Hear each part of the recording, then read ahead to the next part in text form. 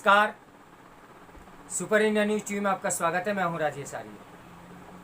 आइए देखते हैं आज का विशेष समाचार। आसान नहीं भ्रष्टाचार पर लगाम लगाना।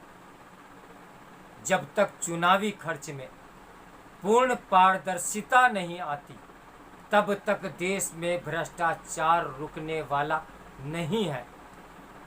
भ्रष्टाचार के खिलाफ केंद्रीय एजेंसियों की सक्रियता के बीच उच्चतम न्यायालय मनी लॉन्ड्रिंग से संबंधित कानून पीएमएलए के 2 प्रावधानों पर फिर से विचार करने के लिए सहमत हो गया है। इसका कारण यह है कि कई दलों ने उसके उस फैसले से असहमति जताई है जिसमें उसने इस कानून के तहत प्रवर्तन निदेशालय यानी ईडी को मिली शक्तियों को वैध ठहराया था।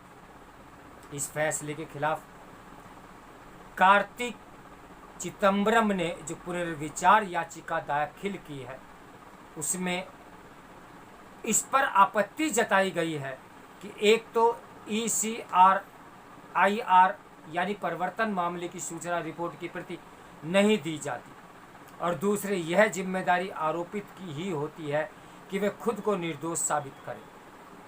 काले धन पर रोकथाम की अंतर्राष्ट्रीय कानूनी प्रतिबद्धता के तहत पीएमएलए कानून 2002 में लाया गया था जो 2005 में जाकर प्रभावी हुआ। इसके बाद उसमें कई संशोधन कर उसे कठोर बनाया गया। इनमें से एक संशोधन तब हुआ था जब पी चिदंबरम गृह मंत्री थे। अब वह और उनके बेटे इस कानून की गिरफ्त में हैं। इस कानून में कुछ संशोधन मोदी सरकार के कार्यकाल में भी हुए क्योंकि अवैध तरीके से की गई काली कमाई को सफेद करने और बैंकों से धोखाधड़ी करने के सिलसिले पर लगाम नहीं लग रही थी। अभी हाल के समय में ईडी और उसके साथ सीबीआई की सक्रियता जिस तरह बढ़ी हुई है उससे विपक्षी दलों को यह कहने का अवसर मिला है कि इन एजेंसियों का मनमाना इस्तेमाल किया जा रहा है, लेकिन इसकी अनदेखी भी नहीं की जा सकती कि नेताओं और नौकरशाहों के भ्रष्टाचार के मामले भी थमने का नाम नहीं ले रहे हैं। पिछले दिनों सीबीआई ने रेलवे में नौकरी के बदले जमीन घोटाले और ईडी ने खनन घोटाले को लेकर बिहार, झारखंड समेत देश के अन्य हिस्सों में नेताओं और उनके करीबियों के तमाम ठिकानों पर छापेमारी की। इसी तरह के एक छापे में ईडी को रांची में 2 AK-47 राइफलें मिली। इसके पहले शराब घोटाले को लेकर दिल्ली के उप मुख्यमंत्री मनीष सिसोदिया के घर पर सीबीआई ने छापेमारी की। इससे आक्रोशित आम आदमी पार्टी ने मोदी सरकार पर यह आरोप मढ़ा कि उसके विधायकों को तोड़ने के इरादे से छापेमारी की गई है। अब आम आदमी पार्टी की माने तो केंद्र सरकार को यह रास नहीं आया कि शिक्षा मंत्री के रूप में मनीष सिसोदिया ने स्कूली शिक्षा का जो कायाकल्प किया उसकी प्रशंसा न्यूयॉर्क टाइम्स ने की। उसका यह भी आरोप है कि उसके विधायकों को 25-25 करोड़ रुपए का लालच दिया गया। विपक्षी दल ऐसे आरोप तब से कुछ ज़्यादा ही लगा रहे हैं जब से महाराष्ट्र में एकनाथ शिंदे ने शिवसेना के विधायकों को तोड़कर सरकार बनाई। जैसा आरोप आम आदमी पार्टी ने लगाया वैसा ही नीतीश कुमार ने भाजपा का साथ छोड़कर राजग के साथ हाथ मिलाने के बाद लगाया। ऐसे आरोप नए नहीं हैं, ये भारतीय राजनीति का ही एक हिस्सा है। दिल्ली के शराब घोटाले, झारखंड के खनन घोटाले और लालू यादव के समय हुए नौकरी के बदले जमीन घोटाले का सच जो भी हो, इसकी अनदेखी नहीं की जा सकती कि प्रधानमंत्री एक अरसे से भ्रष्टाचार के खिलाफ ही तो बोल रहे हैं। उन्होंने 15 अगस्त को लाल किले की प्राचीर से भी भ्रष्टाचार को नासूर बताते हुए ये संकल्प लिया कि वे इसे मिटाने के लिए असंभव कदम उठाएंगे। इसी से यही स्पष्ट होता है कि उन्होंने राजनीतिक भ्रष्टाचार के खिलाफ कमर कस ली है और इसलिए ईडी और सीबीआई की सक्रियता भी बढ़ी हुई है। इस सक्रियता के बीच यह तय है कि मोदी सरकार को ऐसे आरोपों से 2-4 होना पड़ेगा कि विपक्ष के खिलाफ ईडी और सीबीआई का इस्तेमाल राजनीतिक कारणों से किया जा रहा है।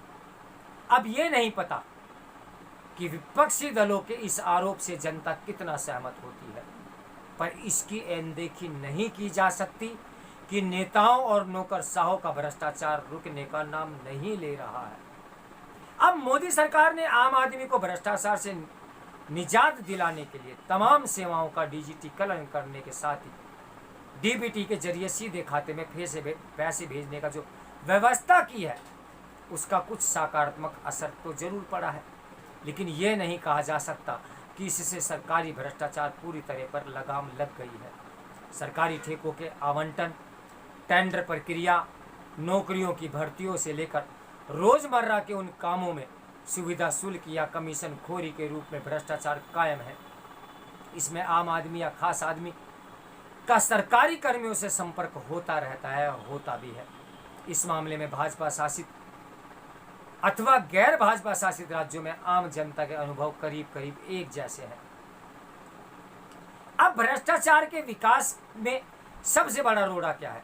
जित धन सरकारी अफसरों और नेताओं की जेबों में जाता है,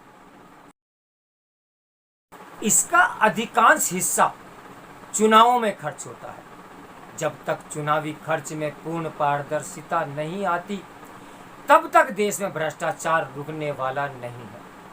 सरकार ने पार्टियों की फंडिंग के लिए चुनावी ब्रांड के रूप में जो व्यवस्था की है, वह पारदर्शिता नहीं कही जा सकती। इसका प्रमाण एसोसिएशन फॉर डेमोक्रेटिक रिफॉर्म्स नामक संस्था के इस आकलन से मिलता है कि बीते 17 वर्षों में 8 राष्ट्रीय राजनीतिक दलों को 15,000 करोड़ से रुपए अधिक का चंदा अज्ञात स्रोतों से मिला। कोई भी प्रत्याशी चुनावी खर्च का सही विवरण नहीं देता।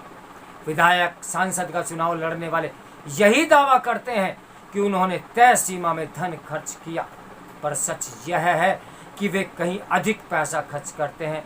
यह भी बात किसी से छिपी नहीं कि अब रैलियों में जो भीड़ आती है, वह बिना पैसे नहीं आती। तमाम प्रत्याशी मतदाताओं को चोरी छिपे पैसा बांटते हैं।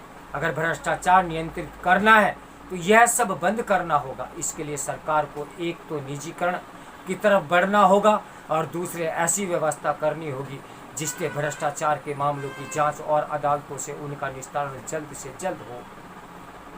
वर्षों और कई बार दशकों तक जांच और सुनवाई होते रहने का कोई मतलब नहीं। चूंकि भ्रष्टाचार के मामलों का निस्तारण बहुत देरी से होता है, इसलिए न तो भ्रष्ट तत्वों का ही कोई सही संदेश जाता है और न ही जनता को इन चीज़ों का कोई संदेश जाता है। तो आखिर भ्रष्टाचार पर रोक लगे कैसे? तो मेरे साथ बने रहिए सुपर इंडिया न्यूज़ टीवी की ब्रेकिंग न्यूज़ के लिए। नमस्कार, मैं हूं राजेश आर्या।